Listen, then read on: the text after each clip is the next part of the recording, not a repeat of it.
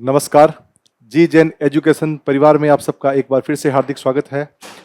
Rajasthan school lecturer exam के लिए current affair 360 में हम आपके लिए आज एक नया टॉपिक लेके आए हैं और उस टॉपिक का नाम है महत्वपूर्ण नीतियाँ।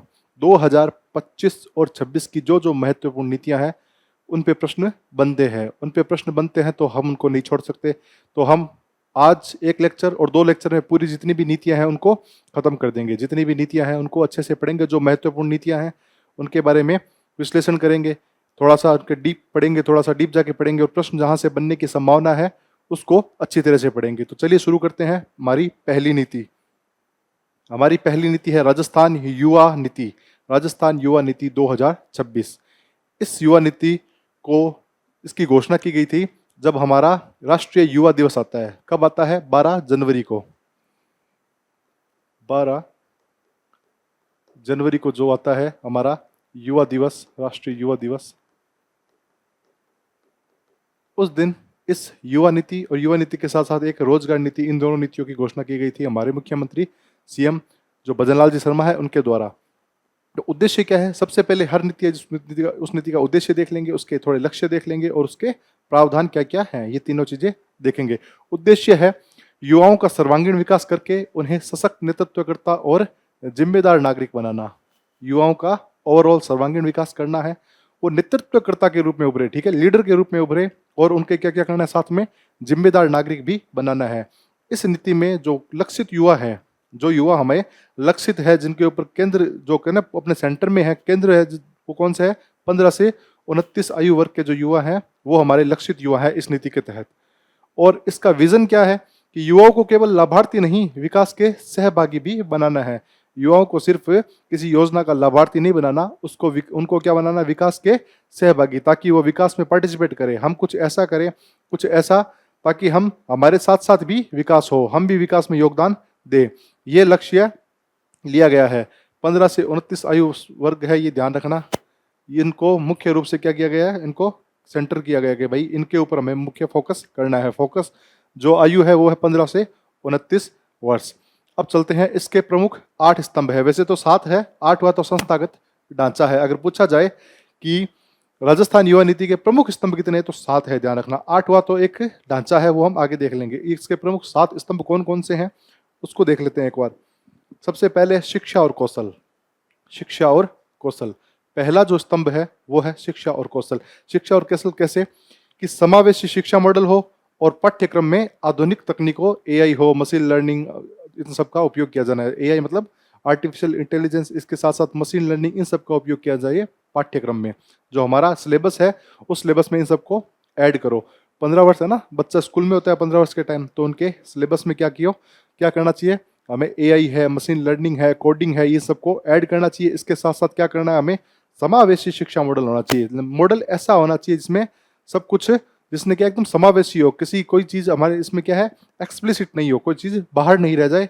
एक ऐसा मॉडल तैयार करना है जिसको सबके लिए हो, ठीक है, किसी एक पर्टिकुलर ग्रुप के लिए नहीं हो, सबके लिए हो, वो ऐसा शिक्षा मॉडल होना चाहिए। और उसके साथ साथ जो अपना सिलेबस हो उसमें जो आधुनिक तकनीकें हैं, एआई हो गई, कोडिंग हो गई, मशीन लर्निंग हो गई, जितनी भी होगी उनको शामिल करना है। तो पहला स्तंभ ये है शिक्षा और कौशल को लेके। दूसरा स्तंभ है रोजगार व उद्यमिता। कौन सा है? रोजगार व उद्यमिता, ठीक है। इसमें क्या करना है? स्टार्टअप कल्चर विकसित करो कि भाई आप पीछे पीछे भाग रहे हो जॉब के, कि जॉब लग जाए, बस सरकारी नौकरी लग जाए, मजा आ जाए, पूरी जिंदगी लाइफ सेट है सेट। भागादौड़ी तो तब भी रहेगी, लाइफ सेट होने के बाद भी भागादौड़ी रहेगी, सब कुछ करोगे।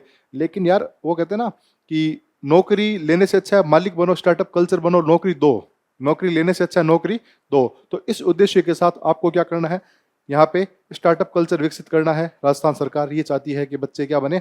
स्टार्टअप में इन्वेस्ट करे और कुछ स्टार्टअप बने, अपना खुद का उद्योग बनाए और मालिक बने और लोगों को नौकरी दे। जो स्टार्टअप नहीं कर सकते, जो थोड़ा शिक्षित नहीं है, उनको थोड़ी नौकरी दे। इसके साथ साथ गिग इकोनॉमी के कामगारों को, इनके लिए एक विशेष मार्ग है।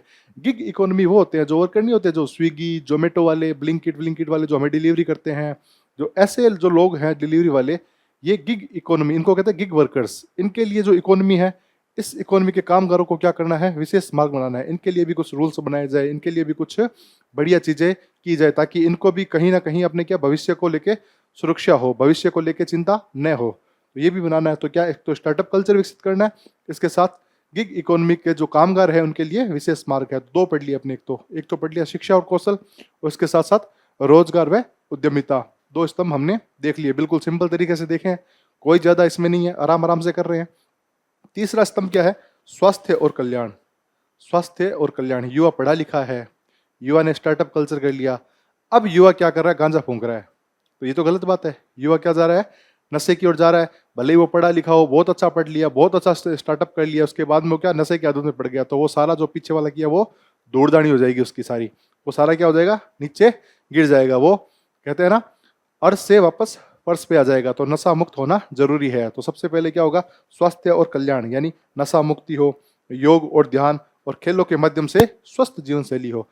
अब युवा एकदम स्वस्थ होना चाहिए, नशा मुक्त हो, नशे की तरफ उसका बिल्कुल ध्यान नहीं हो, रोज ध्यान लगाए, योगा करे और स्पोर्ट्स के माध्यम से शाम को मान लो संडे संडे खेलना चला जाए, शाम को वॉलीबॉल खेल ले, ऐसा कुछ करके अपने शरीर को फिट रखे। उसकी जीवन शैली बहुत स्वस्थ होनी चाहिए। और देखो, सही कहा गया है, हमारे जो प्राचीन समय से कह के आ रहे हैं ना, तो वो एकदम सही बात है कि पहला सुख निरोगी काया। अगर निरोगी काया है तो उससे बड़ा कोई सुख है ही नहीं। अगर जब शरीर स्वस्थ होता है ना, तो हमें हर चीज कर सकते हैं। और हमारे पास भले कितना ही पैसा आ जाए, कितना ही हमारे पास चाल, कितने ही दोस्त हो, कितने ही मित्र हो, सब कुछ हो, हमारे पास अच्छे से अच्छी गाड़ी हो, लेकिन अगर शरीर में जब तक थोड़ा सा टिस रहेगी, दर्द रहेगी, या शरीर में कुछ, शरीर बीमार रहेगा ना, तो हमें कोई भी चीज अच्छी नहीं लगती। इसीलिए ये बात हमारे जो पूर्वज हैं बहुत अच्छी बात कह के गए थे कि पहला सुख निरोगी काया। बहुत सही बात है। इसलिए हमें हमें क्या रखना है? स्वास्थ्य को हमें सही रखना है। तो तीन स्तंभ कौन कौन से हो गए? पहला हो गया शिक्षा और कौशल, दूसरा हो गया रोजगार और उद्यमिता, ठीक है, और तीसरा स्वास्थ्य और कल्याण। शिक्षा दे दी, उसके बाद उसने रोजगार कर लिया, और उसके बाद इस लड़के को क्या करना है? हमें स्टार्टअप के बाद में वो उसको स्वस्थ रहे। ठीक है, हम इस एक लड़के को इमेज कर रहे हैं कि एक लड़का है ये, इसको सबसे पहले शिक्षा दे दी, ठीक है, कौशल दे दिया, फिर इसने अपना स्टार्टअप खोल लिया, ये पैरों पे खड़ा हो गया। ठीक है, अब ये कहीं इधर उधर भटक ना जाए, नशे वसे में न पड़ जाए, तो इसके लिए क्या करना है? इसको नशा मुक्ति दूर रखो, योग अभ्यास करे, ये सूर्य प्रणाम कर रहा है, सूर्य नमस्कार कर रहा है, सुबह सुबह गेम खेल रहा है, तो ये फिट रहेगा। तीन चीजें ये हमने इस बच्चे के माध्यम से इमेजिन कर लिया, तीन स्तंभ। अब आगे चलते हैं, आपको याद हो जाएगा। ठीक है, चौथा स्तंभ है युवा नेतृत्व विकास। लोकतांत्रिक जो व्यवस्था है उसमें युवा का नेतृत्व विकास करना, ये वो युवा था। एक बार फिर से हम देख लेते हैं इसको। इसने सबसे पहले शिक्षा ली, अच्छा कौशल लिया, उसके बाद इसने स्टार्टअप खोला। अब ये नशे से भी दूर है और रोज व्यायाम भी करता है, तीन चीजें करता है ये। अब इसको स्टार्टअप खोलने के बाद अब इसको पता चला कि यार क्यों न मंत्री बना जाए, एमएलए एमपी बना जाए, चलो अपने भी आजमाते हैं। तो इसमें क्या होता है? लोकतांत्रिक व्यवस्था है, उसमें नेतृत्व का विकास करना है। लोकतांत्रिक व्यवस्थाओं में युवाओं की सक्रिय भागीदारी होनी चाहिए। ये बहुत अच्छा है, हर चीज में अच्छा काम कर रहा है, तो क्यों ना ये भी हमारे लोकतांत्रिक व्यवस्था उनको लीड करे, क्यों ना ये भी एमपी एमएलए या सरपंच वरपंच जो भी बनना है बने। तो चौथा, ये अब सरपंच बन गया या एमपी बन गया, ये एमएलए बन गया। तो चौथा पॉइंट कौन हो गया? युवा नेतृत्व का विकास करना। युवाओं का जो लोकतांत्रिकरण प्रक्रिया है उसमें सशक्त भागीदारी हो, एकदम बहुत महत्वपूर्ण भागीदारी हो, ये होगी चौथी चीज। पांचवी चीज, सामाजिक न्याय और लैंगिक समानता। युवाओं में बिना भेदभाव के समान अवसर। ठीक है, अब मान लो ये सब कुछ कर लिया इसने, अब पता लगा कि इसके साथ में जो महिला थी उसके साथ भेदभाव हो रहा है, उसको टिकट नहीं मिली, वो भी इसके साथ पढ़ रही थी। मान लो ये एक कोई महिला है, इसको टिकट, इसने स्कूलिंग अच्छी की, इसने भी स्टार्टअप कल्चर चलाया, और इसने भी, ये भी नशा मुक्त से दूर रही, रोज खेलती है, लेकिन इसको अब एमपी एमएलए की टिकट नहीं मिली। क्यों? क्योंकि ये लेडीज थी। पर ऐसा नहीं होना चाहिए। अब ये कोशिश करेगा कि इसको भी टिकट मिले, ये भी बने, यानी लैंगिक समावेश हो, लैंगिक समावेशन पूरी हो, उसके साथ साथ क्या हो? एकदम सामाजिक न्याय हो, युवाओं में बिना भेदभाव के समान अवसर हो। अगर लड़का है तो भी अवसर होना चाहिए, और लड़की है तो भी अवसर बराबर होना चाहिए। ठीक है, तो इसको भी क्या मिले? टिकट मिल जाए, ये भी नेतृत्व करे। ये हमारा पांचवा पॉइंट हो गया। क्या हो? सामाजिक न्याय हो और लैंगिक भेदभाव नहीं हो, ये बात होनी चाहिए। उसके बाद में पर्यावरण संरक्षण, युवाओं के लिए प्रदूषण मुक्त वातावरण उपलब्ध कराना। अब मान लो इन्होंने तो सब कुछ कर लिया, ये तो अपनी जगह सही है, अब वो बेचारे करे क्या? ये एमपी बन के दिल्ली चला गया, मान लो सांसद बना, सांसद बन गया, एमपी बन गए, दोनों बन गए एमपी, और फिर दिल्ली चले गए। अब दिल्ली में इतना पोल्यूशन है कि वहाँ पे रह नहीं पा रहे, रोज खांसी आ रही है, रोज बीमार हो रहे हैं, कुछ नहीं कर पा रहे। तो हमारी जिम्मेदारी है कि जो आने वाले युवा हैं उनको एक अच्छा वातावरण, प्रदूषण मुक्त वातावरण उपलब्ध कराएं। ये छठी प्रायोरिटी है। कौन सी थी ये? पर्यावरण संरक्षण हो, युवाओं के लिए प्रदूषण मुक्त वातावरण हमें उपलब्ध करवाना है। ठीक है, उसके साथ साथ है कला और संस्कृति, युवाओं को मंच प्रदान करना। अब ये आपने कुछ अपने गा भी सकता है या फिर कुछ अपने जो कला से संबंधित है उन चीज़ों का प्रदर्शन कर सकता है। कोई जरूरी नहीं है ना कि अब मान लो दूसरा व्यक्ति है, ये तो सब कुछ हो गया, इसका तो सेट है, दिल्ली भी चला गया, अब दिल्ली का प्रदूषण स्तर भी गिर गया, अब सब कुछ सही चल रहा है। इसके साथ वाला दोस्त है, उसने सब कुछ कर रखा है, लेकिन उसको गाने का शौक है, उसको मंच नहीं मिल रहा, उसको नाचने का शौक है, उसको फिल्मों में जाने का शौक है, तो वो भी करवाना है। कला और संस्कृति के क्षेत्र में युवाओं को एक मंच प्रदान भी करना है। ठीक है, युवाओं को क्या करना है? मंच प्रदान भी करना है। और ये हो गया, तो टोटल कितने हो गए? 7 पॉइंट हो गए। अब 7 पॉइंट आप कैसे कैसे याद रखोगे? इस लड़के से याद रखना। सबसे पहले इसको शिक्षा मिली, तो शिक्षा और कौशल। फिर इसने क्या किया? स्टार्टअप और रोजगार, दूसरा पॉइंट हो गया। फिर इसने स्टार्टअप खोला, स्टार्टअप खोलने के बाद में इसको हमने क्या किया? नशा मुक्ति से दूर रखा, यानी स्वास्थ्य और कल्याण, ये तीसरा पॉइंट हो गया। चौथा पॉइंट क्या हो गया? अब इसके मन में हुआ नेतृत्व करने का, लीडर बनने का, एमपी बनने का, एमएलए बनने का। तो हम युवा की नेतृत्व में भागीदारी, लोकतांत्रिक नेतृत्व में भागीदारी, युवा के नेतृत्व का विकास करना। ठीक है, फिर इस महिला को साथ में ले लेना कि भाई लैंगिक समावेशन हो, कोई प्रकार का भेदभाव नहीं हो, सामाजिक न्याय हो, तो ये होगा हमारा 5वां पॉइंट। 6वां पॉइंट क्या हो गया? पर्यावरण प्रदूषण नहीं होना चाहिए। और 7वां पॉइंट, उनको कला के क्षेत्र में क्या होनी चाहिए? भागीदारी होनी चाहिए। ये हो गए 7 पॉइंट, ये 7 स्तंभ आप याद रखोगे। 8वां क्या है? संस्थागत तंत्र, नीति को प्रभावी करने के लिए मजबूत प्रशासनिक ढांचा होना चाहिए। अब आपने नीति बना तो दी, लेकिन उस नीति को लागू करने के लिए आपके पास में प्रभावी ढांचा नहीं है, तो वो नीति दरी की दरी रह जाएगी। अगर उसको लागू करने वाले ढंग के अफसर नहीं है, ढंग के लोग नहीं है, तो वो नीति कागजों में ही दब के रह जाएगी। हमें ऐसा नहीं चाहिए, हम कागजों में दब कर नहीं रहना चाहते। हमें क्या करना है? उसको एकदम जमीनी स्तर पर लागू करना है। और इसको लागू करने के लिए 3 स्तर की क्या है? व्यवस्था है। 3 स्तर पे, ग्राउंड लेवल पे, फिर थोड़ा सा ऊपर, फिर उससे ऊपर स्टेट लेवल पे क्या क्या व्यवस्था है ये देख लेते हैं। एक तो होगी उच्च स्तरीय समिति, खेल और युवा मामला मंत्री के नेतृत्व में एक समिति होगी। जो मंत्री होता है खेल और युवा मामलों का मंत्री, उसके नेतृत्व में एक समिति होगी, जिसको कहते हैं उच्च स्तरीय समिति। वो ऊपर से पूरा ध्यान रखेगी भाई कहाँ क्या चल रहा है, क्या नहीं चल रहा है। दूसरे नंबर जो आएगी वो आगे राज्य स्तरीय टास्क फोर्स, ये निगरानी रखेगी और मार्गदर्शन करेगी, मंत्री को रिपोर्ट देगी, सब जगह निगरानी रखेगी और मार्गदर्शन देगी, नीचे वालों को गाइड करेगी। अब ऐसा कर लो, इस मोहल्ले में ऐसा कर लो, इस जगह इन युवाओं के साथ ऐसा कर लो, यहाँ पे युवा ज़्यादा खेल में रुचि दिखा रहे हैं तो चलो यहाँ पे स्पोर्ट्स स्टेडियम बना दो, यहाँ पे युवा ज़्यादा नाच गाने में रुचि दिखा रहे हैं तो चलो यहाँ पे कोई कला मंच बना दो। ऐसा करके ये मार्गदर्शन करेंगे। और कोर कमेटी होगी, वो जमीनी स्तर पर निष्पादन करेगी। ये होते हैं बेचारे जो जमीनी स्तर पर काम करेंगे, ये खुद काम करेंगे, ऊपर रिपोर्ट देंगे बीच वालों को, और बीच वाले जो मार्गदर्शन वाले हैं वो मार्गदर्शन वाले रिपोर्ट किसको देंगे? अपने उच्च स्तरीय समिति यानी मंत्री जी को देंगे रिपोर्ट। ठीक है, ये 3 स्तरीय मंत्री की व्यवस्था होगी। ये थी हमारी, क्या थी? ये हमारी पहली नीति। उम्मीद करता हूं आपको याद रह जाएगी। याद रह जाएगी, नहीं रहे तो एक बार फिर से देख लेना। पढ़ने के साथ साथ जो पीडीएफ आएगी उसको अच्छे से पढ़ना, उसके बाद में टेस्ट देना, फिर आपको 100% याद हो जाएगी। फिर आपको सोचने की जरूरत नहीं है, पक्का याद हो जाएगी, पक्का लिख के ले लो आप। अब आगे चलते हैं। ठीक है, 3 स्तरीय व्यवस्था याद रखना। मंत्री जी के नीचे कुछ आईएएस वाईएएस अफसर होंगे। ये अफसर क्या करेंगे? निगरानी रखेंगे और गाइड करेंगे। और नीचे होंगे ना जो ग्राउंड लेवल के अफसर होंगे, छोटे मोटे, जो मान लो आरएस से होंगे या फिर कुछ सामान्य स्तर के अफसर होंगे, वो क्या करेंगे? इस पर निष्पादन करेंगे, क्रियान्वयन करेंगे इस कार्य का। 3 स्तर की समिति भी याद रह जाएगी आपको। चलिए आगे चलते हैं। अगली नीति है हमारी राजस्थान रोजगार नीति। राजस्थान रोजगार नीति, ये नीति भी उसी दिन 12 जनवरी राष्ट्रीय युवा दिवस होता है हमारा, उसी दिन क्या हुआ था? इसको भी बोला गया था कि हम आपके लिए लेके आ रहे हैं नीति। ये राष्ट्रीय जो युवा दिवस था हमारा, राष्ट्रीय युवा दिवस किसकी याद में मनाते हैं? राष्ट्रीय युवा दिवस मनाते हैं स्वामी विवेकानंद जी की याद में। स्वामी विवेकानंद जी के जो जन्मदिन है उसको राष्ट्रीय युवा दिवस के रूप में मनाया जाता है।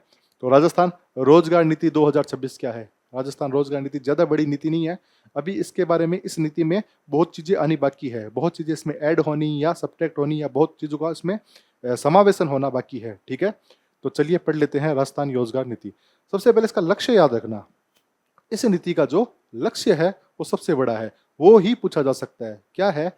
मार्च 2029 तक, मार्च का मतलब मार्च एंड का, मार्च का महीना एंड। क्योंकि मार्च एंड क्यों लेते हैं?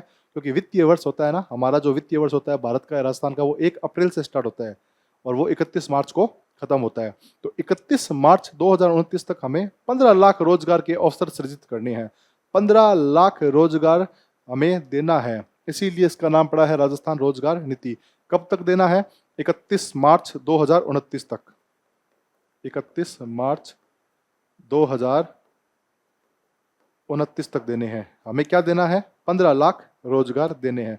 15 लाख रोजगार भी 3 भागों में डिवाइड है। कैसे कैसे? 4 लाख तो सरकारी नौकरी देनी है, 6 लाख निजी रोजगार देना है, और जो 5 लाख है वो 5 लाख वो खुद से कमाए, स्टार्टअप बने या स्वयं रोजगार करे, अपने आप से रोजगार करे। तो इसको भी 3 भागों में डिवाइड करके देख लो कितना, 15 लाख रोजगार, ठीक है, 15 लाख। और 15 लाखों को 3 भाग में देखें तो 4 लाख तो मैं लिख दिया गवर्नमेंट होना चाहिए, 4 L कर देता हूँ, ठीक है, यहाँ पे लाख, L का मतलब लाख। 6 लाख हो गए प्राइवेट, निजी।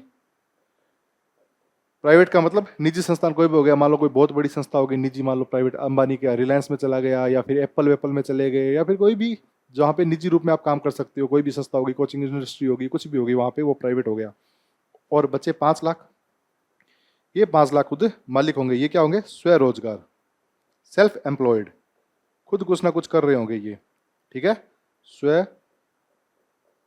रोजगार, बस इतना ध्यान रखना, स्व रोजगार है ये, सेल्फ एम्प्लॉयड है, ये खुद ना कुछ कर रहे हैं। ये हमारा लक्ष्य है। किसका लक्ष्य है?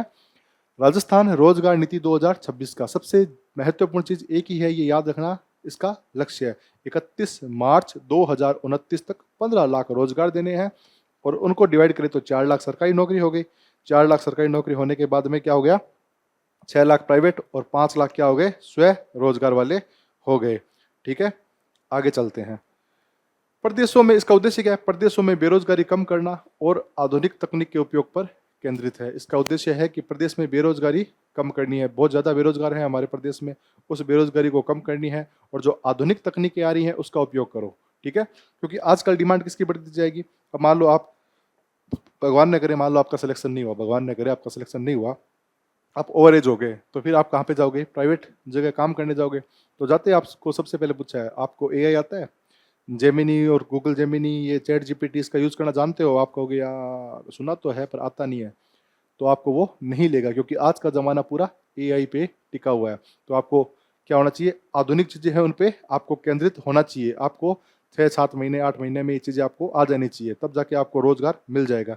इसीलिए इसका जो लक्ष्य है, वो उद्देश्य है, वो आधुनिक तकनीक के उपयोग पर भी केंद्रित है। आधुनिक तकनीक का उपयोग सबको आना चाहिए। चलिए, हमने इसका विजन देख लिया और इसका उद्देश्य था ये। इसके साथ साथ एआई आधारित डिजिटल प्लेटफॉर्म क्या है? रोजगार कार्यालयों को एकीकृत कर राजस्थान रोजगार पोर्टल, जिसको EEMS 2.0 कहते हैं, राजस्थान रोजगार पोर्टल है, ये एम्प्लॉयमेंट का पोर्टल है, ठीक है। इसको EEMS 2.0 कहा जाता है। इसको विकसित किया जाएगा। ये एआई पर आधारित होगा। ये किस पर आधारित होगा? जो राजस्थान रोजगार पोर्टल है, जिसको EEMS 2.0 कहा जाता है, इसको विकसित किया जाएगा, इसको डेवलप किया जाएगा, और ये डेवलप होगा एआई पे, एआई बेस्ड होगा, आर्टिफिशियल इंटेलिजेंस पे आधारित होगा। ये जितने भी रोजगार कार्यालय हैं, इन कार्यालयों को एक कर दिया जाएगा। एकीकृत करने के बाद जो पोर्टल है, इस पोर्टल को विकसित किया जाएगा, और वो विकसित किस पे होगा? एआई पे विकसित होगा, ठीक है। ई जॉब फेयर होगा। इसके साथ साथ आपको एक जॉब फेयर लगेगा। जॉब फेयर का मतलब रोजगार मेला। अब होता क्या है, जैसे मैं अपने कॉलेज टाइम में जब फाइनल ईयर में था, तो हमारे रोजगार मेले लगते थे। तो जैसे मैंने बीकानेर से कुछ वो अपनी बीटेक कर रखी थी, तो जोधपुर में एक बार जॉब फेयर में लगा। हमें पता चला कि जोधपुर में, जो जोधपुर का कॉलेज है इंजीनियरिंग, वहाँ पे जॉब फेयर लग रहा है। तो हम यहाँ से जितने भी जो कहते हैं ना लायक थे, जो लग सकता है कि जॉब में चले जाए, तो हम यहाँ से 15-20 लड़के गए और उस जॉब फेयर में गए। वहाँ पे 15-20 कंपनी आई हुई थी तरह तरह की, और जहाँ पे हम एलिजिबल थे, जहाँ पे हम हमारी योग्यता हमें अलाउ कर रही थी, वहाँ पे हम गए। 7-8 कंपनियों में गए, हमने अच्छा इंटरव्यू दिया, सब कुछ लिखा। तो अब किस्मत को कुछ और ही मंजूर था। उनमें से किसी ने हमें नहीं लिया, तो कोई बात नहीं, हमारे 5-7 लड़कों का सिलेक्शन हो भी गया था जॉब फेयर में। तो वो जो जॉब फेयर है, ऐसा लगता है रोजगार मेला। तो आपको आपकी डिग्री की योग्यता के अनुसार आपको क्या मिलता है? वहाँ पे रोजगार मिलता है। तो ऐसा लगता है जॉब फेयर, उसको कहते हैं रोजगार मेला। अब ये मेला लगेगा ई जॉब फेयर, अब यानी इलेक्ट्रॉनिक माध्यम से जॉब फेयर लगेगा। अब आप कहीं बैठे हो, तो आपको राष्ट्रीय और अंतर्राष्ट्रीय जो लेवल पे होते हैं ना, वहाँ पे आप बैठ के अपने बायोडाटा भर सकते हो, अपनी डिग्री को भर सकते हो, वहाँ पे आपका इंटरव्यू हो जाएगा ऑनलाइन माध्यम से। आप स्क्रीन के इस तरफ बैठे हो, आपका इंटरव्यू चल रहा है स्क्रीन के उस तरफ से, उनको लगेगा कि बंदा सही है, मेरे रोजगार में फिट हो रहा है, तो वो आपको अप्रूव कर देंगे, नहीं तो वो आपको कह देंगे not approved for this service, ऐसा करके वो कुछ आपको रिजेक्ट कर देंगे, या तो आपको एक्सेप्ट कर लेंगे या वो आपको रिजेक्ट कर देंगे। ये होगा कैसे? ई जॉब फेयर के माध्यम से, ठीक है, ऑनलाइन माध्यम से। तो होगा राष्ट्रीय व अंतर्राष्ट्रीय स्तर की नौकरियों पर पहुंच आसान बनाने हेतु वर्चुअल जॉब मेलों का आयोजन होगा। वर्चुअल मतलब आभासी, जो किसी स्क्रीन के माध्यम से या डिजिटल माध्यम से जो जॉब मेले लगेंगे उसका आयोजन किया जाएगा इस नीति के तहत, ठीक है। अब मान लो आपके मन में है कि यार मैं न्यूजीलैंड में नौकरी करना चाहता हूँ, और न्यूजीलैंड में एक ऐसी वैकेंसी निकली है जो आपकी डिग्री को बिल्कुल शूट करती है, आपने ऐसे ऐसे कोर्स कर रखे हैं जो बिल्कुल उस जॉब के लायक है, उस जॉब के क्राइटेरिया में आते हैं जो न्यूजीलैंड में है। फिर आपने यहाँ से अप्लाई किया इस जॉब फेयर के माध्यम से, और मान लो वो कंपनी आई हुई है न्यूजीलैंड की उस जॉब फेयर में, आपने अप्लाई किया, उस कंपनी को लगा वो आपका इंटरव्यू लेगी, और इंटरव्यू में उनको लगा लड़का बिल्कुल ठीक है, तो आप राजस्थान में बैठे बैठे भी वहाँ पे अप्रूव हो जाओगे, वो आपके लिए वीजा वीजा जितने भी सिस्टम होंगे वो सब बना के आपको अप्रूव करके बुला लेगी न्यूजीलैंड में। तो ऐसे ही व्यवस्था करने के लिए ये राजस्थान रोजगार नीति 2026 लाई गई है। अगर ये फॉलो होती है ग्राउंड लेवल पे बहुत अच्छी नीति है, मैं तो बहुत बेहतरीन नीति मानता हूँ इसको, अगर ये इसका क्रियान्वयन सही रूप से किया जाए तो, ठीक है। चलिए आगे चलते हैं, बस ये तीन ही नीति है, इसको याद रखना, इतनी ही नीति है, इसको अच्छे से याद रखना। अब आती है राजस्थान एरोस्पेस एंड रक्षा नीति। एरोस्पेस एंड रक्षा नीति, अंतरिक्ष और रक्षा के क्षेत्र में हम क्या कर सकते हैं, राजस्थान क्या कर सकता है। भारत तो बहुत कुछ कर रहा है, इसरो बहुत आगे चला गया है, इसरो बाकी जितने भी देश हैं, एक अमेरिका को छोड़ दो, और रशिया भी थोड़ा बहुत ठीक है, चाइना भी, ये तीन कंट्री है जो हमसे थोड़े बहुत आगे हैं।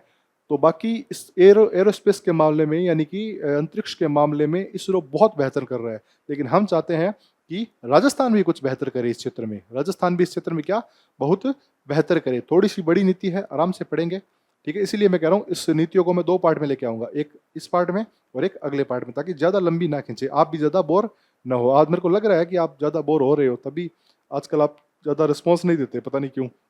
चलो देखते हैं राजस्थान एरोस्पेस और रक्षा नीति 2026। इसका लक्ष्य क्या है? राज्य में रक्षा उपकरणों, सूक्ष्म इंजीनियरिंग व अंतरिक्ष प्रौद्योगिकी के लिए मजबूत इकोसिस्टम तैयार करना। तीन चीजें ध्यान रखना है इसमें, हमें मजबूत इकोसिस्टम तैयार करना है। किस किस के लिए? एक तो रक्षा उपकरणों के लिए, तो कि रक्षा नीति में आ जाएगा, सूक्ष्म इंजीनियरिंग व अंतरिक्ष प्रौद्योगिकी, इन दोनों के लिए। सूक्ष्म इंजीनियरिंग होता है माइक्रो इंजीनियरिंग, छोटी छोटी जो नैनो, जो होता है नैनो रोबोटिक्स, नैनो जिसका नाम नहीं सुना आपने, नाम सुना होगा नैनो बोट्स, नैनो रोबोट्स, वो उस लेवल पे जाके जो इंजीनियरिंग होती है उसको कहते हैं सूक्ष्म इंजीनियरिंग, उसके अंदर ही आती है, ठीक है। उसको तो नैनो रोबोटिक्स या नैनो इंजीनियरिंग कहते हैं, वो इसी के अंदर आती है, सूक्ष्म इंजीनियरिंग के अंदर। और अंतरिक्ष प्रौद्योगिकी, ठीक है, अंतरिक्ष प्रौद्योगिकी, इन तीनों पे हमें क्या करना है? इकोसिस्टम तैयार करना है। तो ये तीन नाम याद रखना, रक्षा उपकरण, सूक्ष्म इंजीनियरिंग और अंतरिक्ष प्रौद्योगिकी। ये किसके अंदर आएगी? इसका हमें इकोसिस्टम तैयार करना है। कहाँ पे? राजस्थान में। कहाँ तैयार करना है भाई साहब? अपने घर में। अपना घर कौन सा है? राजस्थान। यहाँ पे हमें इकोसिस्टम तैयार करना है। एमएसएमई व स्टार्टअप को प्रोत्साहित करेंगे हम। जितने भी एमएसएमई है, माइक्रो स्मॉल और मीडियम एंटरप्राइजेज, इसको कहते हैं एमएसएमई का मतलब होता है micro small and medium enterprises. Micro small and medium enterprises, यानी कि सूक्ष्म, लघु और मध्यम उद्योग। सूक्ष्म, लघु और मध्यम उद्योग कहते हैं इसको, एमएसएमई, ठीक है। इसके साथ साथ स्टार्टअप को प्रोत्साहित करना है, एमएसएमई को प्रोत्साहित करना है, इसके साथ साथ हमें स्टार्टअप्स हैं उसको भी प्रोत्साहित करना है, और एमआरओ इकाइयों की स्थापना करनी है। एक इकाई होती है एमआरओ, आपको चीज़ों को मेंटेन करना है, रिपेयर करना है और ओवरहॉलिंग करनी है। कोई भी चीज़ आ गई, मान लो आपके पास में कोई मशीन आ गई अंतरिक्ष से संबंधित, मान लो आपके पास में कोई पेलोड आ गया, उस पेलोड को कैसे मेंटेन कर सकते हो, उसमें कोई खराबी हो तो कैसे उसको रिपेयर कर सकते हो। और ओवरहॉलिंग, ओवरहॉलिंग का मतलब होता है उस चीज़ को अच्छे से चेक करना, एक एक बारीकी चेक करना, बारीकी चेक करने के बाद में उसमें थोड़ा बहुत भी सुधार की जरूरत है तो वो सुधार करना, यानी पूर्ण रूप से चेक करके मरम्मत करना, उस चीज़ को कहते हैं ओवरहॉलिंग। इन ओवरहॉलिंग इकाइयों की स्थापना करनी है। तो क्या क्या करना है? स्टार्टअप, स्टार्टअप के साथ साथ हमें एमएसएमई, इनको तो प्रोत्साहित करना है, और एमआरओ की इकाइयाँ स्थापित करनी है, मेंटेन कर सके, रिपेयर कर सके, और रिपेयर करने के साथ साथ ओवरहॉलिंग, उसको पूरी तरह से चेक करके उसमें छोटी सी भी कमी हो तो उसका आमूलचूल सुधार कर सके, ठीक है, आमूलचूल सुधार कर सके। तो वो होती है, वो हमें क्या करना है? राजस्थान में स्थापित करने हैं। निवेश के आधार पर इकाइयां, अब प्रश्न यहां से बनेंगे, प्रश्न बनने की संभावना यहां से आती है कि निवेश के आधार पर इकाइयों को 3 भागों में बांटा गया है और उसमें भी 2 प्रकार की, एक तो होता है मैन्युफैक्चरिंग इकाइयां और एक होती है सेवा क्षेत्र की इकाइयां। विनिर्माण इकाइयां का ये मतलब होती है जो चीज बना रही है, जैसे मान लो ये मोबाइल किसी ने बनाया है, ठीक है, अगर बनाया है तो इसका मतलब ये क्या हो गया, ये है एक विनिर्माण की इकाई। और जैसे लैपटॉप हो गया, कोई भी चीज जो बनती है, जो फिजिकली हम जिसको टच कर सकते हैं, वो होती है विनिर्माण इकाई। और एक होती है सेवा क्षेत्र की इकाई, जहाँ पे हम सर्विस अवेलेबल करवाते हैं। जैसे मैं आपको पढ़ा रहा हूँ तो ये एक सेवा क्षेत्र है, मैं आपको कुछ बना के नहीं बता रहा, मैं आपको पढ़ा रहा हूँ, मैं आपको एक ज्ञान दे रहा हूँ अपना, तो ये सेवा क्षेत्र की इकाई है। डॉक्टर डॉक्टर आपको क्या करते हैं, ठीक करते हैं, तो वो सेवा क्षेत्र है। सॉफ्टवेयर की आपकी कंपनी है, वो आपको सॉफ्टवेयर अवेलेबल करवाती है, तो वो क्या होता है, सेवा क्षेत्र होता है। इसलिए विनिर्माण क्षेत्र अलग होता है और सेवा क्षेत्र अलग होता है। तो इन दोनों के लिए अलग अलग शर्तें हैं। क्या शर्तें हैं कि निवेश के आधार पर इन इकाइयों को, कौन सी इकाइयां, पहले विनिर्माण परियोजना में देख लेते हैं कि जो 50 करोड़ से लेके 300 करोड़ तक, मतलब जो इकाई 50 करोड़ से लेके 300 करोड़ तक का इन्वेस्टमेंट कर रही है उसको कहा जाएगा लार्ज। क्या कहा जाएगा, लार्ज। और 300 करोड़ से लेके 1000 करोड़ तक का इन्वेस्टमेंट कर रही है, निवेश कर रही है, उसको कहा जाएगा मेगा। 300 करोड़ से लेके 1000 करोड़ तक का इन्वेस्टमेंट कर रही है उसको कहा जाएगा मेगा। और 1000 करोड़ से ऊपर का जो इन्वेस्टमेंट कर रही है उसको कहा जाएगा अल्ट्रा मेगा। अल्ट्रा मेगा, ठीक है। तो प्रश्न पूछा जा सकता है कि विनिर्माण के क्षेत्र में आपको स्टेटमेंट दे देंगे, स्टेटमेंट देके आपको पूछ लेंगे कि 50 से 300 करोड़ लार्ज कहा जाता है, 500 दे देंगे यहाँ से, 50 से 500, 500 से 1500 करोड़, 1500 से फिर ऊपर अल्ट्रा मेगा, तो वो गलत होगा। क्या होगा, लार्ज होगा। जो 50 से 300 करोड़ के बीच में है, 300 से 1000 के बीच में वो मेगा है, और 1000 करोड़ से ऊपर का इन्वेस्टमेंट है, अगर निवेश है, तो वो क्या होगा, अल्ट्रा मेगा है। ये याद रखना। और ये किसके लिए है, विनिर्माण परियोजनाओं के लिए है, जो मैन्युफैक्चर करती है, जो चीजें बनाती है, जिनको हम टच कर सकते हैं, जैसे हार्डवेयर की होगी, ठीक है। उनको क्या कहते हैं, उनके लिए हमने देख लिया, लार्ज मेगा अल्ट्रा मेगा देख लिया। और उसके बाद में आगे देखते हैं एक सेवा सेक्टर के लिए क्या है। जो सेवा सेक्टर, जो मैं आपको बता रहा हूँ सर्विस सेक्टर होगा, उसके लिए अगर 25 से 100 करोड़ है निवेश, अगर निवेश 25 से 100 करोड़ किया गया तो वो लार्ज है। अगर निवेश 100 करोड़ से 250 करोड़ है, ये बात हो रही है सेवा क्षेत्र के लिए, ठीक है। विनिर्माण क्षेत्र के लिए, मैन्युफैक्चरिंग क्षेत्र के लिए अलग थी, वो हमने पीछे देख लिया।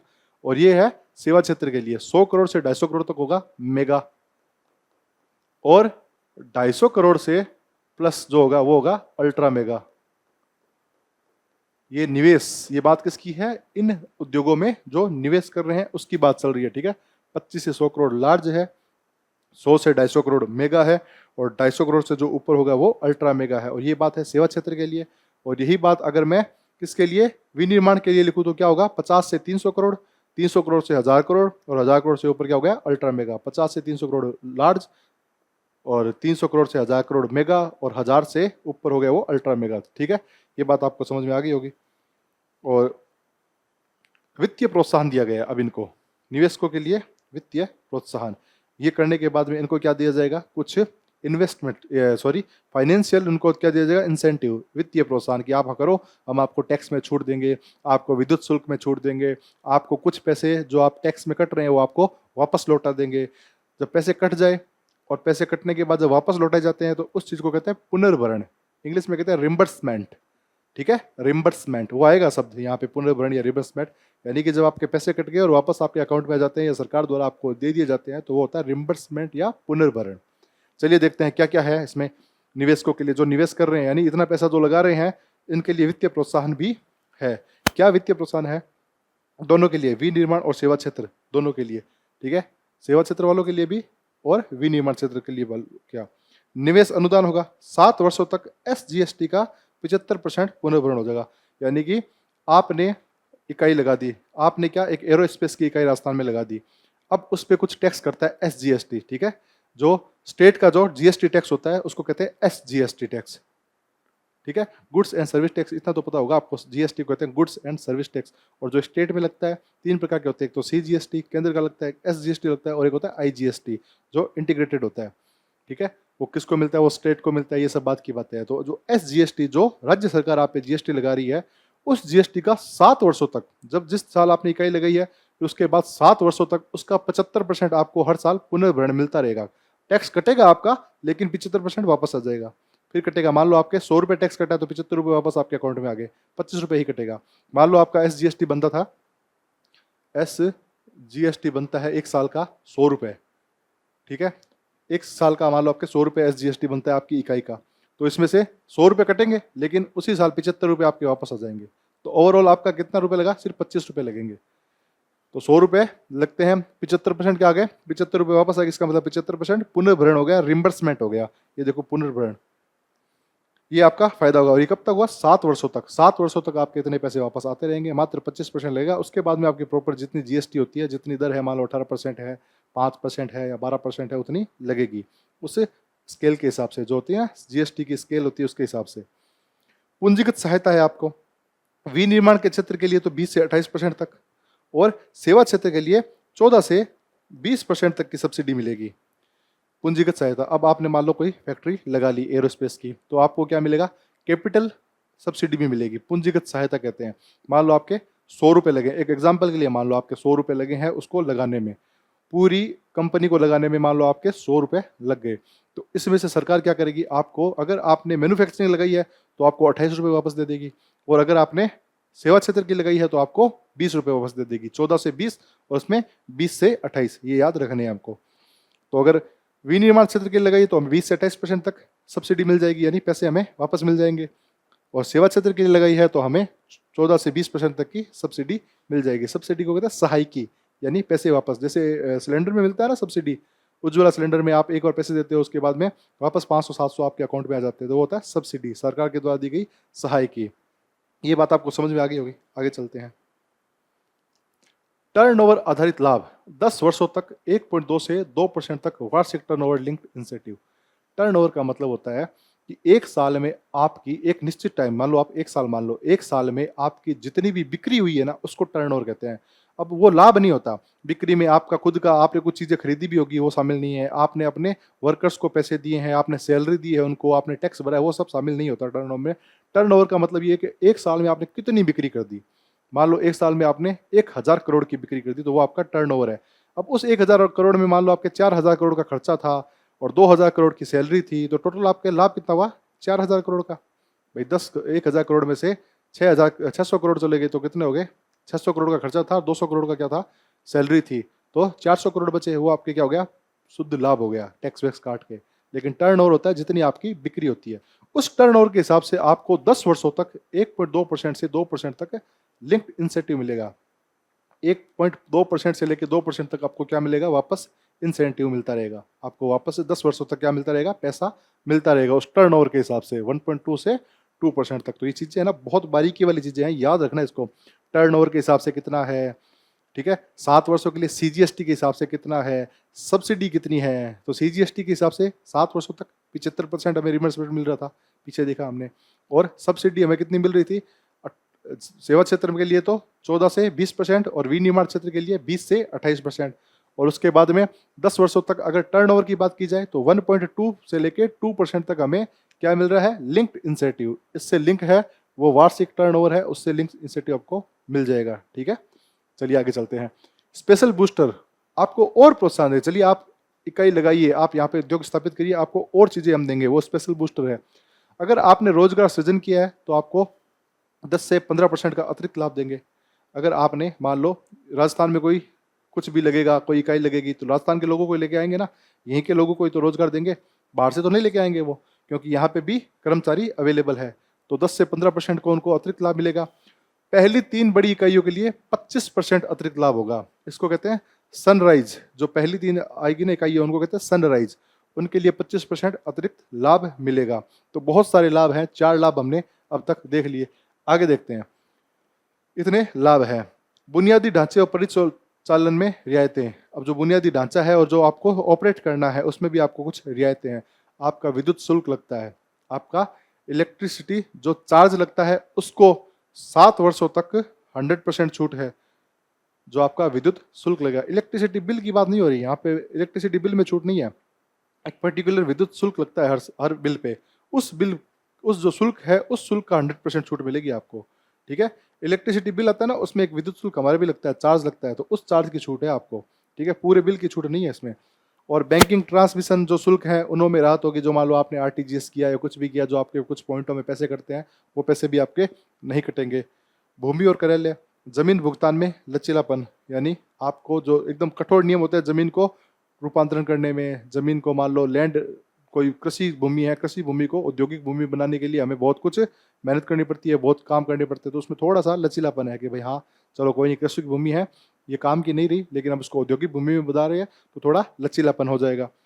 ऑफिस स्पेस पर 75% लीज रेंटल सब्सिडी। मान लो आपका ऑफिस स्पेस है, ये मान लो आपने पूरा प्लांट बनाया, ये 10 एकड़ में है, लेकिन 4 एकड़ में आपका क्या है, ये मान लो 4 एकड़ में आपका ऑफिस है और पूरा प्लांट 10 एकड़ में है, तो इस 4 एकड़ पे जितना आपका किराया आ रहा है ना, उसमें आपको 25% वापस मिल जाएगा। लीज रेंटल सब्सिडी है, मान लो जितना ये किराए पे ले रखा है आपने, उस 4 एकड़ का आप जितना किराया दे रहे हो, जो ऑफिस है वहाँ पे आपका सिर्फ ऑफिस है, वहाँ पे आपको 25% की क्या मिल जाएगी, लीज रेंटल सब्सिडी, यानी इस लीज पे ले रखा है और उस पर जो किराया दे रहे हो वो आपको सब्सिडी मिल जाएगी। मान लो आप इसका किराया दे रहे हो 400 रुपये इसका, तो आपको 100 रुपये वापस मिल जाएंगे, 400 का 25% 100 होता है, तो वो 100 रुपये आपको वापस मिल जाएंगे। अन्य लाभ क्या है, मंडी शुल्क और स्टाम्प ड्यूटी में 75 से 100% तक राहत। मंडी शुल्क भी होती है, स्टाम्प ड्यूटी भी होती है, उस पर क्या होगा, आपको 75 to 100% तक राहत मिलेगी। थोड़ी बड़ी है योजना, लेकिन याद करनी है, एक बार फिर से देख लेते हैं थोड़ी सी, ठीक है। लक्ष्य देख लिया, लक्ष्य हमें रक्षा उपकरण, सूक्ष्म इंजीनियर, उसके साथ साथ अंतरिक्ष प्रौद्योगिकी, इन तीनों क्षेत्रों का इकोसिस्टम तैयार करना है। इकोसिस्टम तैयार करने के साथ साथ कहाँ पे करना है, राजस्थान में। स्टार्टअप और एमएसएमई को प्रोत्साहित करना है, और एमआरओ इकाइयाँ होगी ना, जो मेंटेन करेगी, रिपेयर करेगी और ओवरहोल करेगी, उन इकाइयों को स्थापित करना है। उसके बाद में निवेश के आधार पर इकाइयों को हमने 3 भागों में बांटा है। विनिर्माण वाली इकाइयाँ अलग है और कहते हैं सेवा वाली इकाइयाँ अलग है, ठीक है। इसको वापस देख देते हैं, यहाँ पे विनिर्माण वाली है, विनिर्माण वाली इकाइयाँ, सॉरी, निर्माण जो कुछ मैन्युफैक्चरिंग करेगी, ये इकाइयाँ अलग है, और सेवा वाली इकाइयाँ अलग है। अब इनको 3 भागों में बांट रखा है, एक तो है लार्ज, और एक है मेगा, और एक है अल्ट्रा मेगा। अल्ट्रा मेगा, और किसके आधार पर, ये निवेश के आधार पर, कौन कितना इसमें इन्वेस्टमेंट कर रहा है, आधार हमेशा ये निवेश है। तो विनिर्माण के लिए कितना है, 50 करोड़ से 300 करोड़ CR, करोड़ लिख रहा हूं मैं CR, तो वो क्या हो गया, लार्ज, अगर इकाई विनिर्माण है। और इसमें क्या था, 25 से 100 करोड़ था, 25 से 100 करोड़ था, 25 से 100 करोड़ था, तो वो क्या हो गया, लार्ज में, अगर वो इकाई सेवा इकाई है।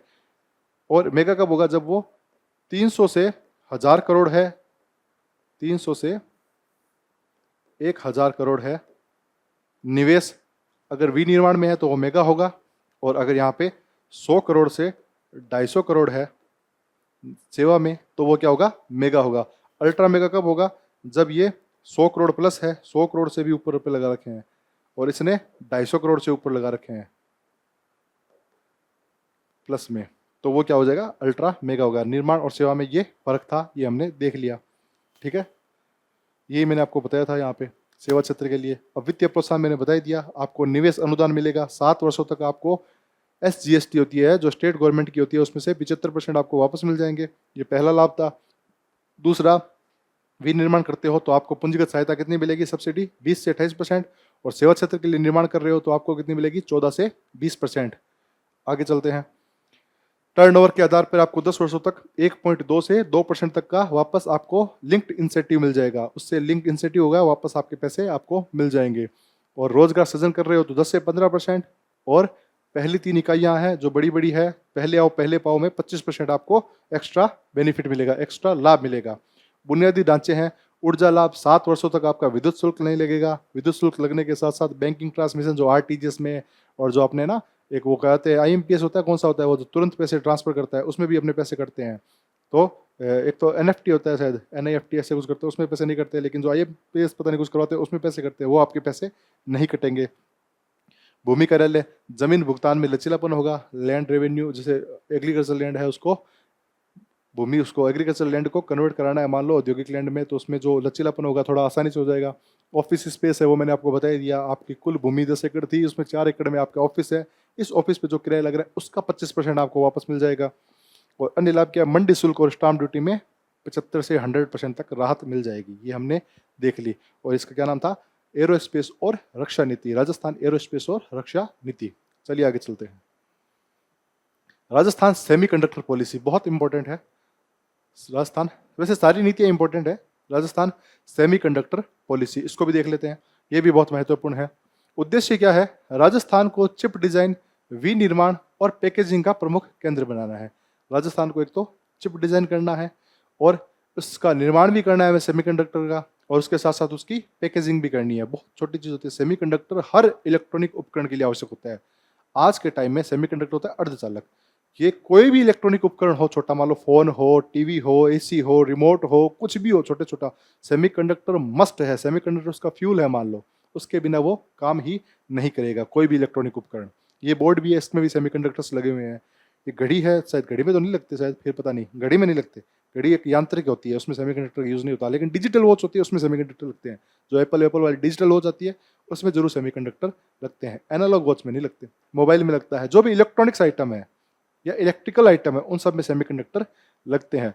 तो हमें क्या करना है, चिप डिजाइन बनानी है, विनिर्माण और पैकेजिंग का प्रमुख केंद्र बनाना है राजस्थान को। निवेश आकर्षण कैसे करेंगे, सबसे पहले सेमीकंडक्टर और सेंसर्स के क्षेत्र में बड़ा निवेश लेके आना है हमें।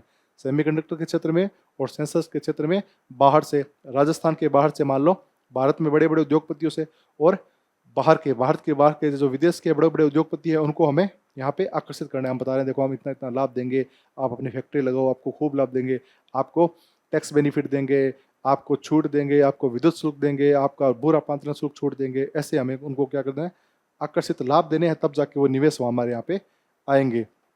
इकोसिस्टम कैसे बनाएंगे हम, विश्व स्तरीय सेमीकंडक्टर पार्कों का विकास करेंगे और फैबलेस डिजाइन तंत्र मजबूत करेंगे। ये हम इकोसिस्टम बनाएंगे, विश्व स्तरीय इकोसिस्टम, विश्व स्तरीय सेमीकंडक्टर पार्कों का हमें विकास करना है और फैबलेस डिजाइन तंत्र का हमें यहाँ पे मजबूत बनाना है। ग्रीन विनिर्माण, अक्षय ऊर्जा और जल पुनर्चक्रण से पर्यावरण अनुकूल उत्पादन पर जोर देना है। यानी कि जो निर्माण हो वो प्रकृति में पोल्यूशन नहीं फैलाए, ये बात ध्यान रखनी है कि जो निर्माण करेंगे वो ग्रीन निर्माण हो, यानी प्रकृति के अनुकूल हो। कैसे होगा, जब हम ऊर्जा, अक्षय ऊर्जा यानी सौर ऊर्जा, पवन ऊर्जा, ऐसी ऊर्जा जो पोल्यूशन नहीं फैलाती है और जो हमेशा सतत बनी रहती है, वैसी ऊर्जा होगी, उस ऊर्जा का उपयोग करेंगे। और ये जो बनाएंगे हम, विनिर्माण करेंगे सेमीकंडक्टर वंडक्टर का, तो इसमें पानी का भी बहुत ज़्यादा वेस्टेज होगा, उस पानी का हम पुनर्चक्रण करेंगे, जो जल का पुनर्चक्रण करेंगे ताकि वो पर्यावरण अनुकूल उत्पादन हो, जो उत्पादन हो, जो प्रोडक्ट बने वो पर्यावरण के अनुकूल हो। इसको कहते हैं ग्रीन विनिर्माण। इस नीति के अंतर्गत राज्य सरकार ने, ये बहुत इंपॉर्टेंट है, ये चीज़ याद रखने का, हो सकता है आपको एग्जाम में सीधी मिल जाए। इस नीति के अंतर्गत राज्य सरकार जोधपुर, पाली, मारवाड़ और कंकाणी सहित उपयुक्त औद्योगिक क्षेत्रों को प्रायोरिटी सेमीकंडक्टर कॉरिडोर्स के रूप में घोषित कर दिया है। अगर प्रश्न आ सकता है कि हाल ही में घोषित किए गए प्रायोरिटी सेक्टर सेमीकंडक्टर कॉरिडोर कौन से हैं, प्रायोरिटी सेमीकंडक्टर कॉरिडोर, यानी कि जो प्राथमिकता पर सेमीकंडक्टर कॉरिडोर गलियारे बनेंगे वो कौन कौन से हैं, जोधपुर, पाली, मारवाड़ और कंकाणी क्षेत्र। इनके जो औद्योगिक क्षेत्र है वो जोधपुर, पाली, मारवाड़ और कंकाणी, इनके जो औद्योगिक क्षेत्र है वो प्रायोरिटी सेमीकंडक्टर्स कॉरिडोर होंगे। ठीक है, प्राथमिक सेमीकंडक्टर गलियारे। चलिए इसको भूलना मत, ये याद रखना है, एकदम एग्जैक्ट याद रखना ये नाम, जोधपुर, पाली, मारवाड़ और कंकाणी क्षेत्र, इनको क्या है, प्रायोरिटी सेमीकंडक्टर कॉरिडोर्स घोषित किया जाएगा। अब देखो काम की चीजें हैं, हमें सबसे पहले तकनीकी फोकस करना है। अब इस जो पॉलिसी, इसका मेन उद्देश्य अब देखते हैं। वो तो एक छोटा सा नाम था उद्देश्य, हमने देखा चिप डिजाइन करना है, डिजाइन के साथ पैकेजिंग करनी है और पैकेजिंग करने के साथ विनिर्माण करना है। करेंगे कैसे, मुख्य उद्देश्य क्या है, वो ऐसा है। देखो इस पॉलिसी का प्रमुख उद्देश्य है चिप डिजाइन। डिजाइन हो सकता है, बहुत अच्छे इंजीनियर होते हैं, इंजीनियर डिजाइन बना सकते हैं, लेकिन दिक्कत कहाँ आती है उसको निर्माण करने में। हमारे पास छोटे छोटे जो रॉ मटेरियल्स होते हैं ना, जो कच्चा माल जो उस सेमीकंडक्टर को बनाने में उपयोग में आता है, उसकी कमी हमारे पास। ठीक है, तो उसको कमी को कैसे दूर करेंगे, outsourced semiconductor assembly and test, बाहर से सेमीकंडक्टर को लाके उसका टेस्ट करेंगे और उसको जोड़ेंगे। छोटे छोटे सामान बाहर से लाएंगे, उसको जोड़ेंगे, फिर उसका टेस्ट करेंगे। एक तो ये इकाई बनाएंगे यहाँ पे, इसको कहते हैं OSAT, यानी कि चिप डिजाइन हमने कर ली, उसके बाद हमारे पास सेमीकंडक्टर के लिए कच्चा माल नहीं है, तो हम क्या करेंगे, बाहर से अलग अलग जगह से अलग अलग कच्चा माल ले आएंगे, फिर उन सबको जोड़ के सेमीकंडक्टर बनाएंगे, फिर उसका टेस्ट करेंगे। तो वो होता है outsourced semiconductor assembly and test. बाहर से छोटे छोटे चीज़ें लेके आए। ये सेमीकंडक्टर मान लो ऐसे 4 चीज़ों से बनता है। एक चीज़, इसके अंदर 2 तार लग गए मान लो, और एक चिप लग गई छोटी सी, और एक ये तार लग गए, ठीक है। ये मान लो कोई सेमीकंडक्टर है। हमने डिजाइन तो कर लिया, हमारे पास ये वाली चीज़ नहीं है, मान लो ये वाली और ये वाली दोनों नहीं है, तो हम ये भी मंगाएंगे, ये भी मंगाएंगे, और ये तार भी मंगाएंगे। इनको मंगा के अलग अलग फिर यहाँ पे भारत में इसको जोड़ेंगे। जोड़ के सेमीकंडक्टर हमने बना लिया, तो उसको कहते हैं आउटसोर्स सेमीकंडक्टर असेंबली। हमने इसकी असेंबली कर ली, इसको टेस्ट कर लिया, हाँ ये प्रॉपर चल रहा है। ये यूनिट क्या कहलाती है, ओसेट। उसके बाद में एक होती है एटीएमपी। एटीएमपी का मतलब assembly, testing, marking and packaging. इसको असेंबल किया, हमें किसी ने दिया तो हमने उसको असेंबल किया, फिर उसके बाद में टेस्ट किया, फिर मार्केट किया और पैकेज कर दिया, तो उसको पैक करके दे दिया। ये होता है एटीएमपी, ठीक है। और सेंसस के क्षेत्रों में एंकर निवेश को आकर्षित करना। एंजल इन्वेस्टर होते हैं, एंकल इन्वेस्टर होते हैं ना, उनको आकर्षित करना। बड़े बड़े उद्योगपति, टाटा, बिरला या फिर अंबानी, इनको कहेंगे भाई आप, हम एक लगा रहे हैं सेमीकंडक्टर इकाई, आप उसमें निवेश करो। तो वो हमारे सबसे पहले हमारा क्या देखेंगे, पोर्टफोलियो देखेंगे, या हमारा सबसे पहले हमारी वो देखें क्या कहते हैं उसको, हमारा विजन देखेंगे कि ये क्या करने वाले हैं, इनके पास क्या क्या चीज़ें हैं। तो उनको पसंद आ गया, मान लो अरे वाह यार बहुत अच्छा काम कर सकता है, बस इसके पास सब कुछ है लेकिन पैसे नहीं है। जिस क्षेत्र में सब कुछ है, हमारे पास ज्ञान भी है, हम यहाँ से चीज़ें ला भी सकते हैं, लेकिन सिर्फ पैसों की कमी है, तब मदद करता है एंजल इन्वेस्टर या एंकर निवेशक। वो आते हैं, फिर आपको पैसे देते हैं और कुछ प्रॉफिट रखते हैं, वो अपने कुछ शेयर ले लेते हैं। मान लो 10% शेयर ले लिया, 20% शेयर ले लिया, शेयर भी ले सकते हैं और कुछ प्रॉफिट भी ले सकते हैं वो, ठीक है। तो वो होते हैं हमारे एंजल इन्वेस्टर, जो हमारे पैसों से मदद करते हैं। हम उनको उनके पैसे ब्याज सहित बाद में दे देंगे, और साथ साथ उनको उनका शेयर भी देते हैं, इसलिए वो काम में आता है। वित्तीय प्रोत्साहन क्या मिलेगा, उसी में भी वित्तीय प्रोत्साहन मिलेगा। इंडिया सेमीकंडक्टर मिशन है ना, इस मिशन के तहत है राजस्थान सेमीकंडक्टर पॉलिसी है। ये पॉलिसी इंडिया सेमीकंडक्टर मिशन के तहत लाई गई है, उसका एक पूरक मिशन है, ठीक है। इंडिया सेमीकंडक्टर मिशन जो चल रहा है उसका एक पूरक मिशन, उसका मतलब सहायक मिशन लेके आए राजस्थान सेमीकंडक्टर पॉलिसी। इसके तहत हमें लाभ क्या मिल रहे हैं, पूंजीगत अनुदान, केंद्र सरकार द्वारा दी गई सब्सिडी के 60% के बराबर अतिरिक्त अनुदान। केंद्र सरकार आपको जो सब्सिडी दे रही थी प्लस उसका 60% हम आपको राज्य भी देगा। मान लो 100 रुपये आपके लगे, केंद्र सरकार ने आपको 40 रुपये वापस दे दिए, ठीक है। और इस 40 का भी 60% आपको राजस्थान सरकार या गवर्नमेंट दे देगी। इस 40 का 7% कितना हो गया, 24 रुपये। तो आपके टोटल कितना हो गए, 64 रुपये आपको वापस मिल गए। 100 रुपये लगे थे, 64 आपके वापस आ गए, तो इसको कहते हैं सब्सिडी, ठीक है। जो गवर्नमेंट, सेंट्रल गवर्नमेंट दे रही है, ये पैसे दिए थे आपको ने केंद्र ने, और ये इसका 60% ये दे रहा है आपको राज्य। तो आपके पास 64 रुपये आ गए। 100 रुपये लगाए थे, अब आपके टोटल लगे कितने, 36 रुपये आपके टोटल लगे हैं। जहाँ लगने आपके 100 चाहिए थे, बाकी रुपए आपके पास किससे आ गए, सब्सिडी के माध्यम से, सहायकी के माध्यम से आ गए। तो केंद्र सरकार द्वारा दी गई सब्सिडी के 60% के बराबर आपको अतिरिक्त अनुदान मिलेगा। इसके अलावा 7 वर्षों तक विद्युत शुल्क 100% है, वही है ना, विद्युत शुल्क आपको 100% छूट मिलेगी। मुख्य प्लांट और कैप्टिव प्लांट दोनों पर 2 प्लांट होते हैं। एक तो मुख्य प्लांट जो ये सब निर्माण करेगा, और एक होता है कैप्टिव प्लांट, इन चीज़ों को स्टोर करेगा, इन चीज़ों को अपने पास रखेगा, वो होता है कैप्टिव प्लांट, ठीक है। एक तो निर्माण करने वाला, और एक चीज़ों को बनने के बाद में अपने पास रखने वाला, किस उचित परिस्थितियों में, उचित वातावरण में रखना है, वो प्लांट होगा कैप्टिव प्लांट। इन दोनों पर आपको क्या मिलेगा, 7 वर्षों तक 100% छूट मिलेगी, और 7 वर्षों तक आपको जितना भी SGST लगेगा आपका, जो मैंने बता दिया SGST, उसकी भी आपको पुनर्भरण कर दिया जाएगा। कटेगा जरूर लेकिन वापस आपके अकाउंट में आ जाएगा, उसको कहते हैं रिम्बर्समेंट या पुनर्भरण। ब्याज अनुदान, टर्म लोन पर 5% सब्सिडी। अगर आपने मान लो लोन ले रखा है और वो लोन टर्म लोन है, टर्म लोन बहुत छोटी अवधि के लिए लोन होता है, वो लोन आपने ले रखा है, तो आपको 5% क्या मिलेगा, ब्याज 5% आपको सब्सिडी भी मिलेगी उस टर्म लोन पे। उसके बाद में स्टाम्प और भू रूपांतरण 75% तक सीधी छूट है, और 25% तक पुनर्भरण। स्टाम्प और भू रूपांतरण शुल्क होती है ना, उसमें 75% तक तो आपको सीधी छूट मिलेगी, और जो 25% एक्स्ट्रा कटे हैं वो भी आपके वापस आ जाएंगे, यानी आपको 100% राहत मिलेगी, ठीक है। 75 रुपये तो आपको देने नहीं है, 25 रुपये आपने दिए वो भी आपके वापस आ जाएंगे। किस किस में, अगर आपने स्टाम्प शुल्क लगाया और भू रूपांतरण, लैंड कन्वर्जन, जो लैंड कन्वर्जन की है आपने, उसके लिए आपके जो पैसे लगे थे वो वापस आ जाएंगे। आगे चलते हैं। पर्यावरण और रेटिंग, पर्यावरण परियोजनाओं पर 50% खर्च की प्रतिपूर्ति होगी। अगर आपने कोई ऐसी योजना इसमें लगाई है, मान लो आपने सोलर एनर्जी लगा ली, आपने सोलर प्लांट लगा लिया अपने इकाई के साथ साथ, तो उसके लिए आपको 50% की प्रतिपूर्ति मिल जाएगी। ठीक है, आपने ये पूरा प्लांट लगाया, ये मान लो आपने पूरा प्लांट लगा लिया, बहुत बड़ा प्लांट है, इसमें आपने बिजली लगाने के लिए इतने वाले क्षेत्र में आपने क्या कर दिया, सोलर एनर्जी लगा दी, SE, आपने सोलर के प्लांट स्थापित कर दिए। तो ये पर्यावरण के अनुकूल है, तो अनुकूल है तो इसमें जितना भी खर्चा आया ना उसका आधा खर्चा आपको वापस मिल जाएगा। किसमें? सिर्फ इस प्लांट लगाने में। तो ये पर्यावरण हित के लिए आपने काम किया है, तो इसका आपको 50% वैसे भी वापस मिल जाएगा। ग्रीन रेटिंग इकाइयों को शुल्क में 50% तक छूट है, जो अधिकतम 12.5 करोड़ रुपए होगी। ऐसा नहीं है कि आपका 50%, आपने 200 करोड़ इन्वेस्टमेंट कर दिए और अब आप सरकार को कह रहे हो कि नहीं सरकार, हमने तो 200 करोड़ इन्वेस्टमेंट की है इसमें, इस प्लांट को लगाने में, अब हमें आप 50% वापस दो, 100 करोड़ वापस दो। 100 करोड़ नहीं है, अधिकतम 12.5% ही होगा। अधिकतम मैक्सिमम 12.5% करोड़ रुपए, 12.5 करोड़ रुपए ही मिलेंगे। 50% किसी कितना भी हो सकता है। ठीक है, तो अधिकतम आपको 12.5 करोड़ रुपए ही मिलेंगे। आपने 200 करोड़ लगा दिए तो आपको मिलेंगे 12.5 करोड़ ही। और मान लो आपने इसमें 20 करोड़ खर्च कर दिए, 20 करोड़ खर्च कर दिए, तो इस 20 करोड़ का आधा कितना होता है? 10 करोड़। तो आपको 10 करोड़ बिल्कुल मिल जाएंगे, क्योंकि ये अधिकतम से कम है, तो आपको 10 करोड़ मिल जाएंगे।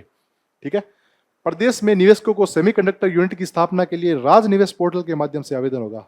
आवेदन किसके माध्यम से होगा? आप मान लो एक सेमीकंडक्टर लगाना चाहते हो, तो आपको आवेदन करना होगा राज निवेश पोर्टल। एक पोर्टल है राजस्थान सरकार का, राज निवेश पोर्टल, इसको याद रखना। राज निवेश पोर्टल के माध्यम से होगा। और इसमें भी है ना, national window single window system है, एक नेशनल सिंगल विंडो सिस्टम से इस पोर्टल को जोड़ रखा है। अब आपको कहीं जाने की जरूरत नहीं है, आपकी जो भी क्लियरेंस होगी वो एक अकेली विंडो ही कर देगी। अब आपको अलग अलग डिपार्टमेंट में भागने की जरूरत नहीं है। ऐसा नहीं है कि पहले यहाँ से क्लियरेंस कराओ, अब जाके अग्निशमन विभाग से क्लियरेंस कराओ, अब जाके हॉस्पिटल वालों से क्लियरेंस कराओ, अब जाके आप नगर पालिका से क्लियरेंस कराओ, वैसा कुछ नहीं है। इस सिंगल विंडो सिस्टम में ना आपको 14 विभागों की 143 सेवाएं एक ही मंच पर उपलब्ध हो जाएगी। 14 विभागों की 143 सेवाएं आपको एक ही मंच पर उपलब्ध हो जाएगी। और वो मंच कौन सा होगा? राज निवेश पोर्टल, क्योंकि उसको नेशनल सिंगल विंडो सिस्टम से जोड़ रखा है। ठीक है, यहाँ पे आप अप्लाई करोगे। भूमि उपयोग पर परिवर्तन की समय सीमा 60 दिन से घटाकर 30 दिन कर दी है। भूमि उपयोग परिवर्तन वही होता है लैंड कन्वर्जेशन, यानी कि जो मान लो एग्रीकल्चर भूमि थी उस पर आप प्लांट लगा नहीं सकते, उसको पहले उसमें औद्योगिक भूमि में बदलवाओगे। तो पहले समय सीमा थी 60 दिन, लेकिन आपको जल्दी काम करवाना था, उस समय सीमा को घटाकर 30 दिन कर दिया गया।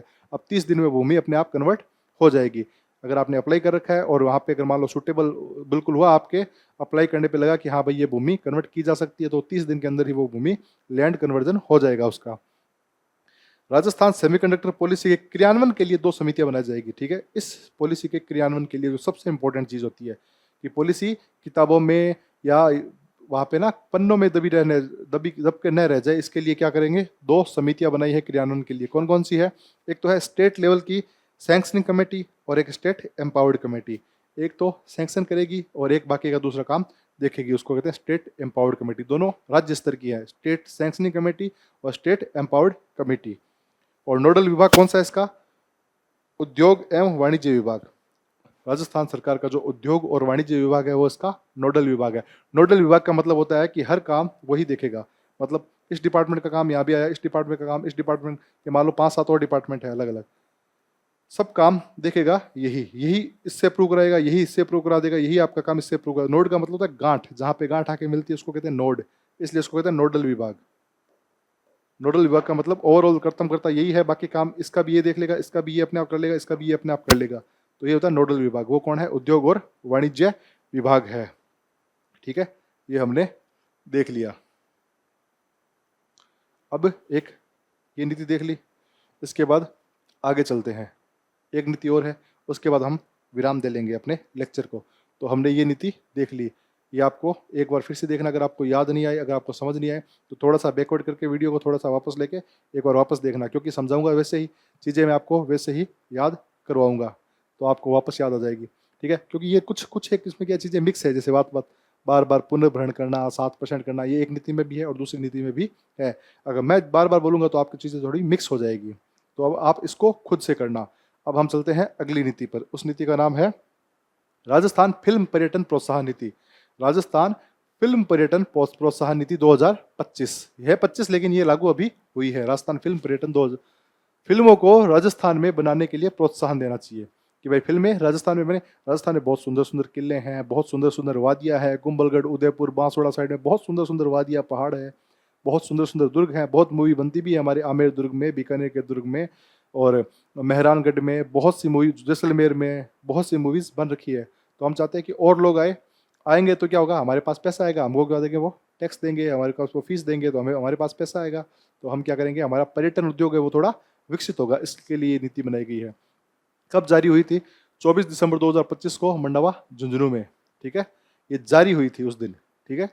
कब जारी हुई थी? 24 दिसंबर 2025 मंडावा झुंझुनू में, यानी ऑलमोस्ट कब आ गया था, जनवरी आई गई थी साल के खत्म होने पर, ठीक है। तो ये जारी हुई थी, और जारी कहाँ से हुई थी? मंडावा झुंझुनू से, ये बात याद रखना। उद्देश्य क्या है? राजस्थान को राष्ट्रीय व अंतर्राष्ट्रीय फिल्मांकन का प्रसिद्ध गंतव्य बनाने हेतु। उद्देश्य है कि राजस्थान एक, वो कहते हैं ना बॉलीवुड, जो बॉलीवुड है जहाँ पे मूवी बनती है मुंबई में, वैसा ही एक बॉलीवुड बना दें अपने यहाँ पे राजस्थान में, लोग यहाँ पे आके मूवीज़ बनाए, एक ऐसा स्थान बना दें जो न सिर्फ भारत की मूवीज़ बल्कि अंतर्राष्ट्रीय स्तर के भी लोग यहाँ पे आए और अपनी फिल्म बनाए, ठीक है। ऐसा इसको गंतव्य स्थान बनाना है राजस्थान को। इसमें वित्तीय सहायता भी देंगे। हम क्या करेंगे इसमें, आपको, आप फिल्म बना रहे हो, आपके टैक्स लगे हैं, आपके पैसे कटे हैं, आपने जो फीस भरी है उस पर हम आपको कुछ वित्तीय सहायता भी देंगे। कैसे कैसे सहायता देंगे? कि राजस्थान में शूटिंग पर किए गए कुल व्यय का 30% तक अनुदान या सब्सिडी देंगे। मान लो आप राजस्थान में आए और आपकी मूवी पे लग गए 10 करोड़ रुपए, राजस्थान में आपने मूवी शूटिंग की, आपके मान लो खर्चा लग गया 10 करोड़, तो हम आपको 30% यानी 3 करोड़ वापस दे देंगे। 7 करोड़ ही आप मान के चलो आपका खर्चा लगेगा, 30% हम आपको छूट दे रहे हैं, वापस अनुदान दे देंगे या सब्सिडी दे देंगे। अब इसमें अधिकतम अनुदान कितना है और न्यूनतम व्यय कितना करना है? राजस्थान में अगर आपको अधिकतम अनुदान चाहिए तो आपको न्यूनतम व्यय भी बताना है। अब कैसे वो समझा दूंगा। मान लो कोई फीचर फिल्म है, फीचर फिल्म का मतलब कोई भी फिल्म, जैसे हमने अब देखे हैं, जैसे धुरंधर हो गई, या जो भी है, कश्मीर फाइल हो गई, या जो भी कोई सी भी मूवी है, शोले हो गई, ये सारी मूवी फीचर फिल्म होती है। इस मूवी में आपको अधिकतम अनुदान मिलेगा 3 करोड़, यानी जो 30% तक अनुदान है वो अधिकतम 3 करोड़ ही मिलेगा। कब मिलेगा? जब आपने राजस्थान में कम से कम 2 करोड़ रुपए खर्च किए हो। कम से कम आपने राजस्थान में 2 करोड़ रुपए खर्च किए हो, तब जाके आपको अधिकतम अनुदान 3 करोड़ मिलेगा। ऐसा नहीं है, इस 2 करोड़ का आपको 30% तक मिलेगा अनुदान। 2 करोड़ का 30% कितना हो गया? 60 लाख रुपए, वो आपको अनुदान मिल जाएगा। अब मान लो आपने राजस्थान में फीचर फिल्म में आपने खर्च ही 1.5 करोड़ किए हैं, अब 1.5 करोड़ खर्च किए हैं तो आपको अनुदान या सब्सिडी नहीं मिलेगी उस लिए। अब मान लो आपने 2 करोड़ खर्च किए हैं तो आपको 30% यानी 3 दूनी 6, 60 लाख रुपए आपको छूट मिल जाएगी। अब मान लो ये कहता है कि मैंने तो भाई साहब राजस्थान में 20 करोड़ रुपए खर्च कर दिए, 20 करोड़ रुपए राजस्थान में मेरे मूवी में लग गए, तो 20 करोड़ का 30% कितना हो गया? 20 करोड़ का 30% हो गया 6 करोड़। 6 करोड़, तो उसको 6 करोड़ नहीं मिलेंगे, अधिकतम हम आपको 3 करोड़ ही देंगे। अधिकतम आपको 3 करोड़ ही देंगे, आप कितना ही खर्च करो, लेकिन न्यूनतम अगर आप 2 करोड़ खर्च कर रहे हो तभी आपको अनुदान मिलेगा। उसके ऊपर आप कितना भी खर्च करो, अधिकतम रुपए आपको 3 करोड़ ही मिलेंगे। ये थोड़ा मैथ का सवाल साथ है, अगर आपको समझ में आ जाएगा, देखिए इजी है, कुछ ज़्यादा दूर नहीं है। अब आपने मान लो कोई वेब सीरीज बनाई है, अगर आपको अनुदान चाहिए तो कम से कम 1 करोड़ रुपए खर्च करो। आपने 1 करोड़ रुपए खर्च किए तो 1 करोड़ का 30%, 30 लाख आपको वापस मिल जाएगा।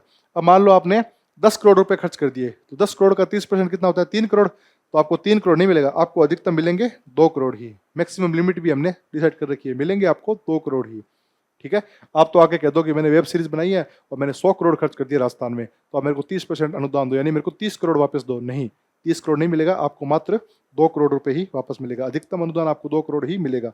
तो अगर डॉक्यूमेंट्री बना रहे हो तो 2 करोड़ तो आपको अधिकतम अनुदान मिलेगा, और राजस्थान में खर्च कितने करने हैं? कम से कम 1 करोड़। टीवी सीरियल है तो 1.5 करोड़ आपको अधिकतम अनुदान मिलेगा, और खर्च कितने कर रहे हैं? 1 करोड़।